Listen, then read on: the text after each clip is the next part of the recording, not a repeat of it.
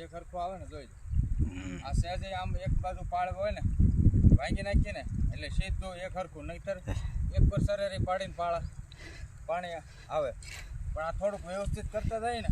એટલે એક હરખું પાણી હાલે આખા પાળિયામાં હાલે અને ઓલું એક સાઈડ આવ્યું જાય